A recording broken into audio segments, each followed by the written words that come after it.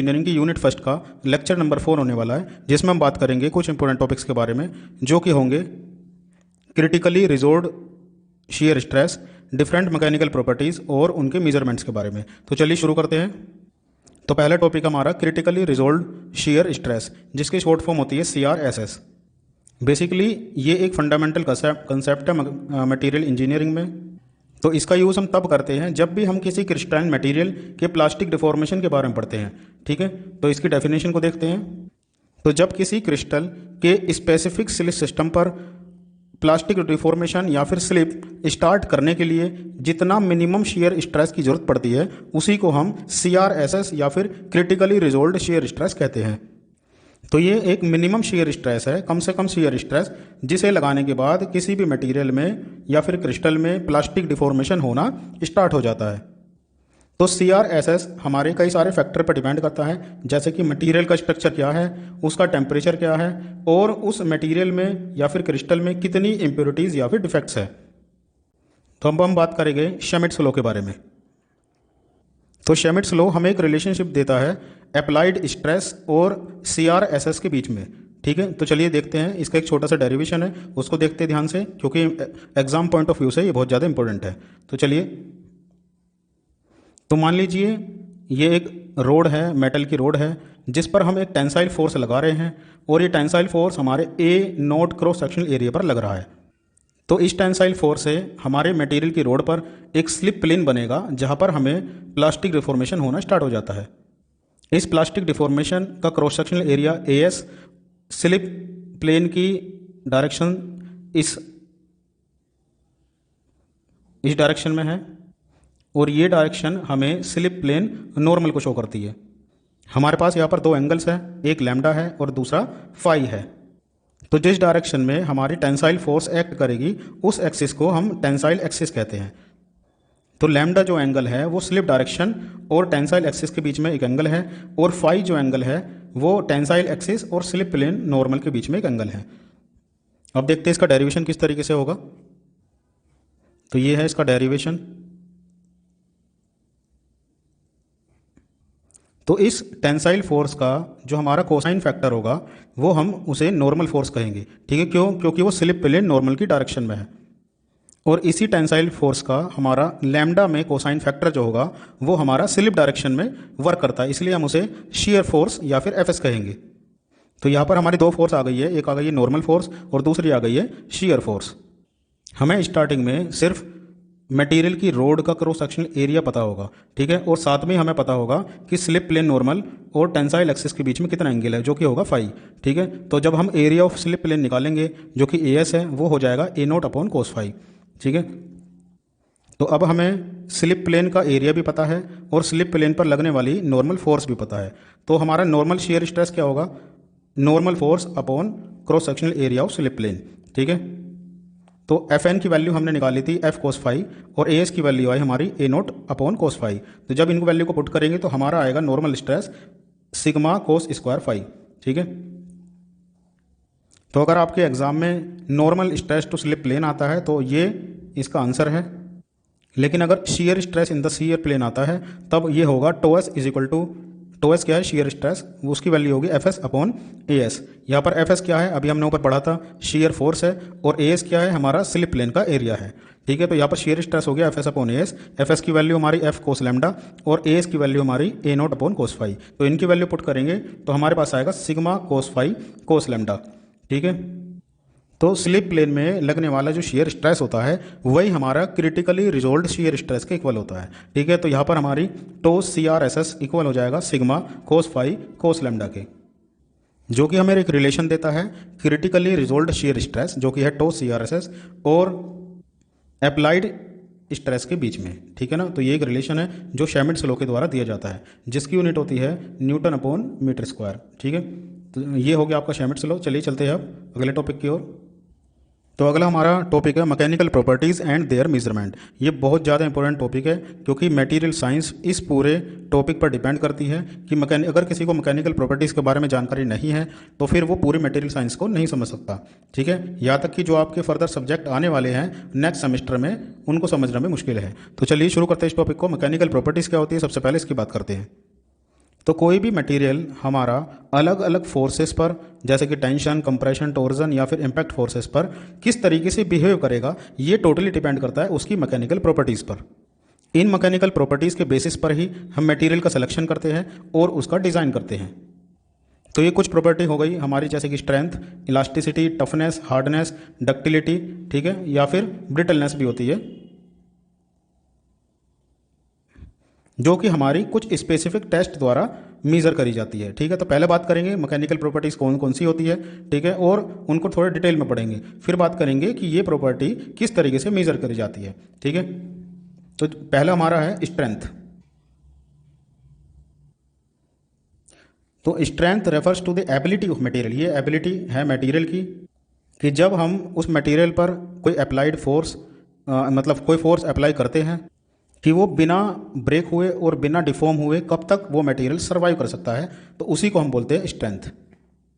इसके कुछ एग्जाम्पल हैं टेंसाइल स्ट्रेंथ, कंप्रेसिव स्ट्रेंथ और शियर स्ट्रेंथ। तो टेंसाइल स्ट्रेंथ हमारी टेंसाइल टेस्ट द्वारा मेजर करी जाती है और ये एक मैक्सिमम स्ट्रेस है a material can handle under tension या फिर टेंसाइल फोर्स बिफोर ब्रेकिंग। तो जब किसी मटेरियल पर कोई टेंसाइल फोर्स लगाई जाती है तो टूटने से पहले वो कितना मैक्सिमम स्ट्रेस झेल रहा था, उसी को हम बोलते हैं टेंसाइल स्ट्रेंथ। तो टेंसाइल स्ट्रेंथ को मेजर करने का जो मेथड है वो टेंसाइल टेस्ट होता है, जहाँ पर एक डॉग बोन शेप्ड स्पेसिमेन लिया जाता है और उसको पुल किया जाता है या फिर टेंसाइल फोर्स लगाई जाती है जब तक वो उसका फ्रैक्चर ना हो जाए या फिर वो टूट ना जाए। ये टेंसाइल टेस्ट हमारा टेंसाइल टेस्टिंग मशीन या फिर यूनिवर्सली टेस्टिंग मशीन पर किया जाता है।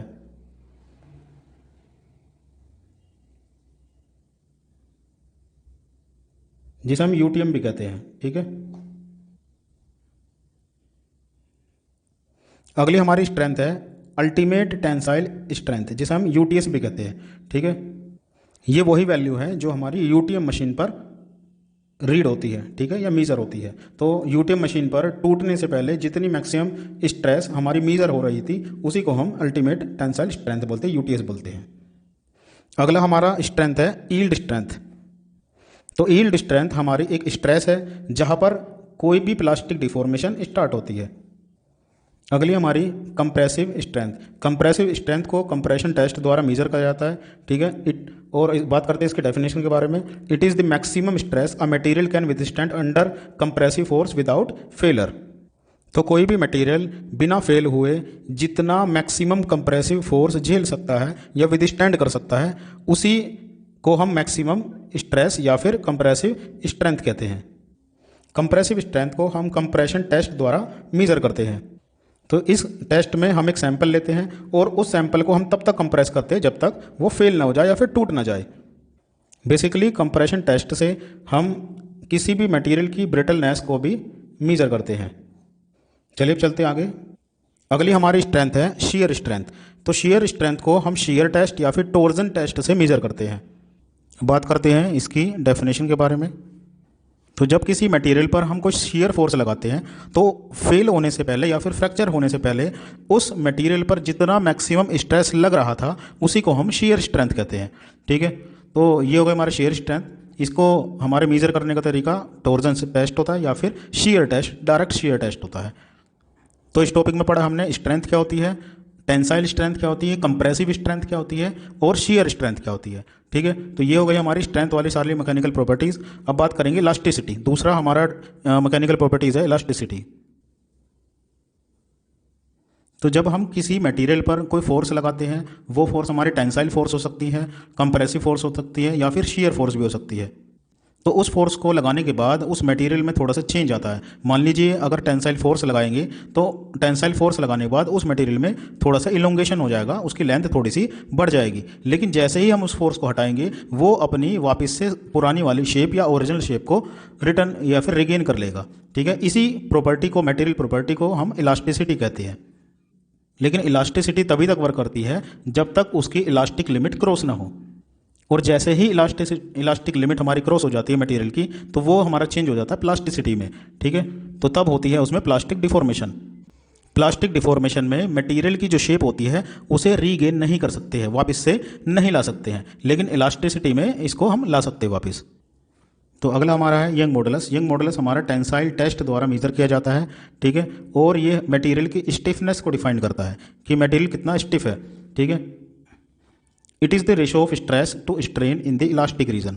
तो मैंने बताया भी कि दो रीजन होते हैं, इलास्टिक रीजन होता है और एक प्लास्टिक रीजन होता है। इलास्टिक रीजन में मटेरियल पर जितनी भी फोर्स लगाओ, अगर उस फोर्स को हम हटाते हैं तो वापस से वो अपनी शेप को रिगेन कर लेती है, लेकिन प्लास्टिक रीजन में ऐसा नहीं होता है। तो यंग मॉडुलस जो होता है वो किसके इक्वल होता है, स्ट्रेस और स्ट्रेन के रेशो के, ठीक है। जैसे कि मैंने अभी बताया था कि मेजरमेंट मेथड जो होता है यंग मॉडुलस का या फिर इलास्टिसिटी का, वो होता है टेंसाइल टेस्ट, ठीक है। तो ये जो मेजरमेंट है वो स्ट्रेस स्ट्रेन कर्व के लीनियर रीजन में कराया जाता है। अगला हमारा है शियर मॉडुलस। शियर मॉडुलस को टॉर्जन टेस्ट द्वारा मेजर किया जाता है, ठीक है। बात करते हैं इसकी डेफिनेशन के बारे में। तो शियर मॉडुलस हमारा शियर स्ट्रेस और शियर स्ट्रेन के रेशो के इक्वल होता है, ठीक है। और ये सारा का सारा, क्योंकि हम इलास्टिसिटी पढ़ रहे हैं इसलिए ये सारा का सारा इलास्टिक रीजन में ही वर्क करेगा, प्लास्टिक रीजन में ये सब वर्क नहीं करता है, ठीक है। तो मेजरमेंट मेथड इसका भी बताया मैंने, टॉर्जन टेस्ट होता है, ठीक है। और ये डिटरमाइन किया जाता है torque versus angle of twist द्वारा। ये सब टॉपिक आप स्ट्रेंथ ऑफ मटेरियल एक आपका सब्जेक्ट होगा, उसमें आप सब ये सब डिटेल में कवर करोगे कि टॉर्क क्या होता है, एंगुलर ट्विस्ट क्या होता है, ठीक है। तो मैं जितना इस आपके सब्जेक्ट में है उतना मैं आपको कवर करा दूंगा, ठीक है। तो चलिए अब चलते हैं अगले टॉपिक की ओर, जो कि होने वाला है आपका डक्टिलिटी। तो डक्टिलिटी हमारी एक मटेरियल की एबिलिटी होती है या मटेरियल की मैकेनिकल प्रॉपर्टीज़ होती है। तो जब हम किसी मटेरियल पर टेंसाइल फोर्स लगाते हैं, टेंसाइल स्ट्रेस लगाते हैं, तो टूटने से पहले या फिर रप्चर होने से पहले उसमें जितना भी प्लास्टिक डिफॉर्मेशन होता है वही हमारा शो करता है कि हमारी मटेरियल की डक्टिलिटी कितनी है। तो मेजरमेंट देखते हैं इसका। मेजरमेंट क्या, परसेंटेज इलोंगेशन या फिर percentage reduction in area after fracture. तो मान लीजिए ये हमारा एक मटेरियल है, ठीक है, जिसे डॉग बोन शेप्ड भी बोलते हैं। जब हम इस पर टेंसाइल फोर्स लगाते हैं तो ये हमारा इस तरीके से इलोंगेट हो जाता है, ठीक है। तो मान लीजिए कि ये जो वो पोजीशन है जहाँ पर ये टूटने वाला है, ये पहली पोजीशन है, हमने फोर्स लगाना स्टार्ट किया, और ये दूसरी पोजीशन है जहाँ पर हमारा रप्चर होने वाला है। तो यहाँ देखिए, यहाँ कितनी इलोंगेशन हुई है, यहाँ हुई है इतनी इलोंगेशन। तो ये इलोंगेशन ही हमारी डक्टिलिटी कहलाती है। तो जिसमें ज़्यादा प्लास्टिक डिफॉर्मेशन होगी या फिर ज़्यादा परसेंटेज इलोंगेशन होगी, उसमें उतनी ही ज़्यादा डक्टिलिटी होगी। तो ज़्यादा डक्टिलिटी रखने वाले जो मटेरियल होते हैं, मेटल्स होते हैं, उनको हम थिन वायर्स बनाते हैं, ठीक है। तो हम ये डायरेक्ट कह सकते हैं कि ductility describes a material's capacity to stretch under tensile stress. तो जैसे हमारे कॉपर हो गया, एल्यूमिनियम हो गया, ठीक है, या फिर लेड हो गया, इनके हम आसानी से वायर बना सकते हैं क्योंकि इन मटेरियल की जो डक्टिलिटी होती है वो बहुत ज़्यादा हाई होती है। अब देखते हैं अगला टॉपिक। अगला हमारा टॉपिक है टफनेस। तो नाम से यहाँ पता लग रहा है टफनेस मतलब टफ।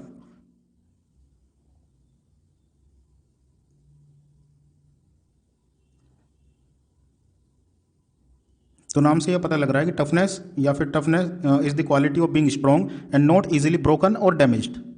तो इसलिए टफनेस क्या होती है, मटेरियल की एक प्रॉपर्टी होती है to absorb energy and deform plastically before fracturing. तो फ्रैक्चर होने से पहले मटेरियल जितना ज़्यादा प्लास्टिकली डिफॉर्म हो जाए या फिर जितनी ज़्यादा वो एनर्जी को एब्जॉर्ब कर पा रहा है खुद में, उस मटेरियल में उतनी ही ज़्यादा टफनेस होगी। टफनेस समय के साथ इम्पैक्ट और स्ट्रेस दोनों को झेलने की मटेरियल की एबिलिटी को शो करता है, ठीक है। बात करते हैं इसके मेजरमेंट मेथड के बारे में। तो टफनेस को मेजर करा जाता है इम्पैक्ट टेस्ट के द्वारा, ठीक है, जिसमें दो इंपॉर्टेंट टेस्ट होते हैं, एक होता है 4P, एक होता है आइजोट टेस्ट, ठीक है, जो कि आप स्ट्रेंथ ऑफ मटेरियल में डिटेल से पढ़ते हो। बात करते हैं इसकी मेजर्ड वैल्यू के बारे में। तो इसकी वैल्यू होती है एनर्जी कि मटेरियल फ्रैक्चर के दौरान कितनी एनर्जी को एब्जॉर्ब कर पा रहा है, ठीक है ना। वही डिसाइड करती है कि किसी मटेरियल में उतनी ही ज़्यादा टफनेस होगी। तो इसकी यूनिट जो होती है वो जूल होती है। चलिए चलते हैं अब आगे। अगली हमारी मैकेनिकल प्रॉपर्टी है हार्डनेस। तो हार्डनेस मैकेनिकल की एक सरफेस प्रॉपर्टी है जिस पर होने वाले छोटे छोटे प्लास्टिक डिफॉर्मेशन जैसे कि इंडेंटेशन, स्क्रैचिंग या फिर एब्रेजन, इनको रोकने की एक प्रॉपर्टी होती है जिसको हम हार्डनेस कहते हैं, ठीक है। तो हार्डनेस क्या हो गई, material's resistance to localise plastic deformation, ठीक है। तो हार्डनेस को हम हार्डनेस टेस्ट द्वारा मेजर करते हैं, जैसे कि रोकवेल टेस्ट हो गया, ब्रिनल या फिर विकर्स हार्डनेस टेस्ट हो गया। तो रोकवेल टेस्ट की बात करें, अगर रोकवेल हार्डनेस टेस्ट की बात करें तो इस टेस्ट में हम मटेरियल पर एक कांस्टेंट लोड लगाते हैं, जिससे हम नापते हैं कि उस मटेरियल पर कितनी डेप्थ में इंडेंटेशन हुई या फिर गड्ढा हुआ। तो जिस मटेरियल में कम इंडेंटेशन होगी उस मटेरियल में उतनी ही ज़्यादा हार्डनेस होगी। अगला हमारा ब्रिनल हार्डनेस। यहाँ पर हम एक बॉल इंडेंटर का यूज़ करते हैं, जिस पर हम एक लोड लगाते हैं मटेरियल पर, मटेरियल के सरफेस पर, और हम चेक करते हैं कि यहाँ पर जो इंडेंटेशन हुई उसकी डायमीटर कितनी है। तो जिस मटेरियल में जितनी कम इंडेंटेशन होगी वो उतना ही ज़्यादा हार्ड होगा। अगला होता है विकर्स हार्डनेस। यहाँ पर हम एक डायमंड पिरामिड इंडेंटर यूज़ करते हैं, जिससे हम डायगोनल लेंथ नापते हैं इंडेंटेशन की। तो जिस मटेरियल में जितनी कम लेंथ होगी उतनी ज़्यादा उसकी हार्डनेस होगी। तो ये हो गया हमारा हार्डनेस का टॉपिक। चलते हैं अब अगले मैकेनिकल प्रॉपर्टीज़ की ओर। अगली हमारी फटीक। तो हम नॉर्मल लाइफ में भी फटीक वर्ड का यूज़ करते हैं, जहाँ पर हम कहते हैं कि एक्सट्रीम टायर्डनेस की वजह से जो फीलिंग हो रही है उसी को हम फटीक कहते हैं। तो सेम हमारा फटीक मटेरियल में भी एक प्रॉपर्टी होती है, मैकेनिकल प्रॉपर्टीज़ होती है। तो चलिए इसको हम पढ़ते हैं थोड़े डिटेल से। तो जब हम किसी मटेरियल पर साइक्लिक लोड लगाते हैं, ठीक है, साइक्लिक लोड का मतलब बार बार उस पर लोड लगाया जाना, पहले लोड लगाया फिर हटाया फिर लोड लगा फिर हटा फिर लोड लगा, तो इसको बोलते हैं साइक्लिक लोड। इसकी वजह से जब हम इसको बार बार लगाते रहते हैं, रिपीटेडली लगाते रहते हैं, तो मटेरियल क्या हो जाता है, वीक हो जाता है। इसी प्रॉपर्टी को हम बोलते हैं फटीग। तो इसमें एक वर्ड होता है फटीग लाइफ। तो कोई भी मटेरियल फेल होने से पहले जितनी number of cycle of load with stand कर पा रहा था उसी को हम बोलते हैं फटीग लाइफ। इसको हम फटीग टेस्टिंग से मेजर करते हैं। यहाँ पर हम रोटेटिंग या फिर बेंडिंग एपरेटस का यूज़ करते हैं, जो कि एक मटेरियल पर साइक्लिक लोडिंग लगाता रहता है, ठीक है। इसकी जो मेजर्ड वैल्यू होती है वो होती है फटीग स्ट्रेंथ या फिर फटीग लिमिट। तो फटीग स्ट्रेंथ या फटीग लिमिट वो मैक्सिमम स्ट्रेस होता है, जिस पर अगर हम मटेरियल पर बार बार कोई साइक्लिक लोड लगाते रहे उसके बाद भी वो मटेरियल फेल ना हो, ठीक है। तो देखते हैं अब अगले मैकेनिकल प्रॉपर्टी, जो कि हमारी क्रीप। तो क्रीप एक टाइम डिपेंडेंट प्रॉपर्टी है।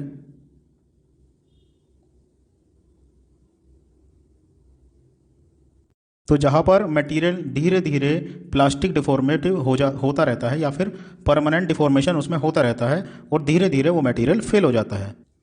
तो creep is the tendency of material की एक टेंडेंसी है to deform permanently under constant stress. तो यहाँ पर कांस्टेंट स्ट्रेस लगा होता है, फटीग की तरह साइक्लिक स्ट्रेस नहीं लगता है, ठीक है। At elevated temperature over time. जैसे कि हमारे घरों में फ़ैन लगे होते हैं, तो फ़ैन एक हमारा कांस्टेंट फोर्स का काम करता है, कांस्टेंट लोड का काम करता है, जो कि हुक में लगता है, और समय के साथ साथ वो जो हुक होता है वो प्लास्टिकली डिफॉर्म होता रहता है, और फाइनली क्या होगा, फाइनली कभी ना कभी उसमें फ्रैक्चर आ जाएगा या फिर फेल हो जाएगा। तो क्रीप उस मटेरियल की प्रॉपर्टी या फिर कह सकते हैं उस हुक की प्रॉपर्टी थी, जो उस फैन के लोड को टाइम के साथ साथ विदस्टैंड कर रही थी। तो इसको हम क्रीप टेस्ट के द्वारा कराया जाता है, जहाँ पर किसी मटेरियल पर एक कांस्टेंट लोड लगाया जाता है एक पर्टिकुलर टेम्परेचर पर over a period of time, ठीक है। ये पीरियड ऑफ टाइम 1 साल 2 साल 3 साल कुछ भी हो सकता है, ठीक है। तो इसकी जो मेजर्ड वैल्यू होती है वो होती है स्ट्रेन, ठीक है, स्ट्रेन ओवर टाइम। स्ट्रेन का एक्चुअल मतलब ही प्लास्टिक डिफॉर्मेशन है, ठीक है। तो इसकी मेजर्ड वैल्यू होती है क्रीप रेट कितना है और टाइम टू रप्चर या मतलब फेल होने के लिए कितना टाइम लग रहा है। चलिए चलते हैं आगे। तो बात करते हैं अब मैकेनिकल प्रॉपर्टीज़ के इंपॉर्टेंस के बारे में। तो मैकेनिकल प्रॉपर्टीज़ से ही हम मटेरियल की परफॉर्मेंस को डिटरमाइन करते हैं, ठीक है। और वो कौन कौन सेक्टर में हो सकती है, स्ट्रक्चरल सेक्टर में या फिर सिविल में, ऑटोमोटिव में, एयरोस्पेस में और वेरियस इंजीनियरिंग एप्लीकेशंस में। तो किसी भी मटेरियल की मैकेनिकल प्रॉपर्टीज़ को मेज़र करना बहुत ज़्यादा ज़रूरी होता है और उनको समझना भी बहुत ज़्यादा ज़रूरत है, जिससे हम एक सूटेबल मटेरियल को सेलेक्ट कर सके फॉर स्पेसिफिक एप्लीकेशंस, जिससे हमारा प्रोसेस जो हो वो सेफली हो, रिलायबल हो और डिज़ाइनिंग में एफिशिएंसी भी बरकरार रहे। तो ये हो गई हमारी मैकेनिकल प्रॉपर्टी। चलिए चलते हैं अगले टॉपिक की ओर। तो हम बात करेंगे वेरियस टेस्ट के बारे में, जिनसे हम मैकेनिकल प्रॉपर्टीज़ को मेज़र करते हैं, ठीक है। तो आपके कोर्स में टेंशन, कंप्रेशन और टॉर्जन टेस्ट है। जहाँ पर हम अलग अलग लोड को लगाकर ये टेस्ट कंडक्ट करते हैं। ठीक है, तो पहले टेस्ट हमारा टेंशन टेस्ट, जिसे हम टेंसाइल टेस्ट भी कहते हैं। तो बेसिकली पहले बात करेंगे इसके पर्पस के बारे में। तो टेंशन टेस्ट से हम मटेरियल की स्ट्रेंथ, इलास्टिसिटी और प्लास्टिक डिफॉर्मेशन मेजर करते हैं। तो टेंशन टेस्ट में हम एक सैंपल लेते हैं, ठीक है, ओफन मेटल और पॉलीमर का, जिसकी भी हमें टेंसाइल स्ट्रेंथ मेजर करनी हो। तो उसको हम तब तक पुल करते हैं जब तक वो ब्रेक ना हो जाए। तो इस टेस्ट से हम अल्टीमेट टेंसाइल स्ट्रेंथ को मेज़र करते हैं। ये सब मैं आपको डिटेल में पढ़ा चुका हूँ कि यूटीएस क्या होता है, यील्ड स्ट्रेंथ क्या होती है, इलास्टिक मॉडुलस, यंग मॉडुलस क्या होता है, इलोंगेशन एट ब्रेक ये सब क्या होता है, स्ट्रेन क्या होता है। ठीक है, फिर भी मैं बता देता हूँ कि इससे हम कौन कौन सी प्रॉपर्टीज़ को मेज़र करते हैं। पहला हमारा अल्टीमेट टेंसाइल स्ट्रेंथ यूटीएस, जो कि हमारी मैक्सिमम स्ट्रेस होती है मटेरियल की, जहाँ ब्रेक होने से पहले वो मटेरियल हमारा विदस्टैंड कर रहा था। ठीक है, दूसरी हमारी होती है यील्ड स्ट्रेंथ। ये भी एक स्ट्रेस है जहाँ पर हमारा मटेरियल प्लास्टिकली डिफॉर्म होना स्टार्ट कर देता है। ठीक है, तीसरा हमारा इलास्टिक मॉडुलस, ये हमारे स्ट्रेस और स्ट्रेन के रेशो को इक्वल होता है और ये किस में होता है, इलास्टिक लिमिट में होता है। ठीक है, चौथा होता है इलोंगेशन एट ब्रेक, तो ये होता है the amount of stretch before failure, तो फेल होने से पहले हमारा मटेरियल कितना स्ट्रेच हुआ। ठीक है, उसी को बोलते हैं इलोंगेशन एट ब्रेक। अगला होता है स्ट्रेन, तो स्ट्रेन होता है द डिफॉर्मेशन और डिस्प्लेसमेंट पर यूनिट लेंथ। तो यहाँ पर अगर मैं इसका स्ट्रेस स्ट्रेन कर्व बनाऊं तो वो कुछ इस तरीके से बनेगा, स्ट्रेस स्ट्रेन।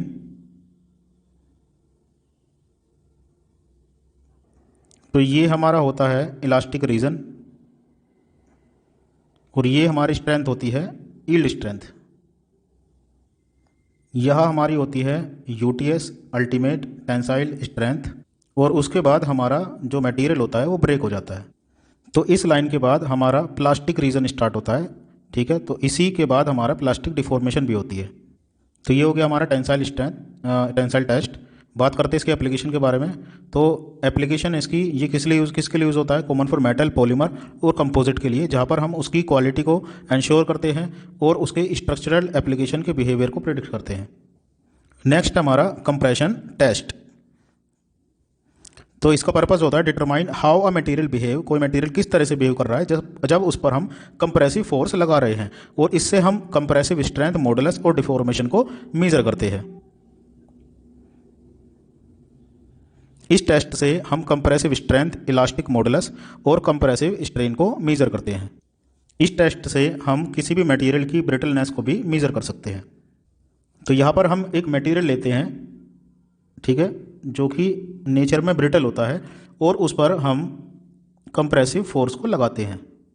तो यहाँ पर हम तीन चीज़ें देखते हैं कि सबसे पहले कंप्रेसिव स्ट्रेंथ क्या है, या फिर ये कह सकते हैं कि maximum compressive force the material can handle. तो ये जो हम मटेरियल ले रहे थे, ये कंप्रेसिव फोर्स या मैक्सिमम कंप्रेसिव फोर्स कितनी झेल पा रहा है।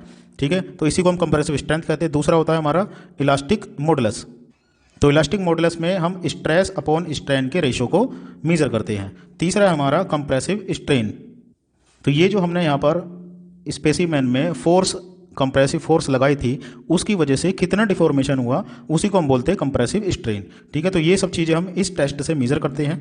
ठीक है, बात करते हैं इसके एप्लीकेशन के बारे में। तो ये एप्लीकेशन हमारी मटेरियल की टेस्टिंग के लिए यूज़ करी जाती है, जैसे कंक्रीट के लिए, सिरेमिक्स के लिए, और metals in scenario like building column और मशीनरी पार्ट्स के लिए। ठीक है, तो ये सब जो जितने भी मटेरियल हमारे कैसे हैं, ब्रिटल हैं।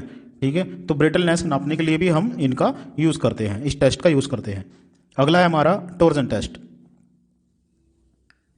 तो इस टेस्ट का पर्पस होता है कि किस तरीके से हमारा जो मटेरियल होता है वो ट्विस्टिंग फोर्स पर कैसे रिएक्ट कर रहा है। ठीक है, तो यहाँ पर हम एक स्पेसिमेन लेते हैं सिलेंड्रिकली शेप्ड का, और उसको एक तरफ से हम कर देते हैं फिक्स और दूसरी तरफ से हम कराते हैं twist.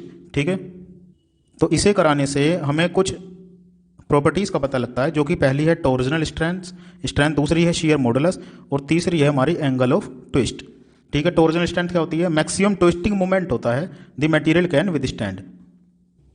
Shear stress, shear modulus क्या होता है, या फिर इसे कहते हैं मॉडुलस ऑफ रिजिडिटी, ये शियर स्ट्रेस और शियर स्ट्रेन का एक रेशो होता है। ठीक है, अगला होता है हमारा angle of twist, degree to which a material twist under a given torque. तो जो ये हम फोर्स लगा रहे हैं इसको हम टॉर्क बोलते हैं। ठीक है, टॉर्क बोलते हैं। तो जो टॉर्क लगा रहे हैं इसकी वजह से इस रोड में कितना ट्विस्ट आया, तो मान लीजिए कि इतना ट्विस्ट आया, ये जो एंगल होगा फाई, इसी को हम बोलेंगे एंगल ऑफ ट्विस्ट। तो इसकी एप्लीकेशन के बारे में बात करते हैं। ये कॉमन इन टेस्टिंग शाफ्ट की टेस्टिंग के लिए यूज़ करी जाती है, रोड के लिए, या फिर कुछ और कंपोनेंट जहाँ पर हम रोटेशनल फोर्स को देखते हैं, जैसे कि ड्राइव शाफ्ट और गियर्स। ठीक है, तो इन सब के लिए हम टॉर्जन टेस्ट का यूज़ करते हैं, टॉर्जनल स्ट्रेंथ, शियर मॉडुलस और एंगल ऑफ ट्विस्ट मेजर करने के लिए। तो ये हो गए हमारे आज के टॉपिक, जहाँ पर हमने कवर करा CRSS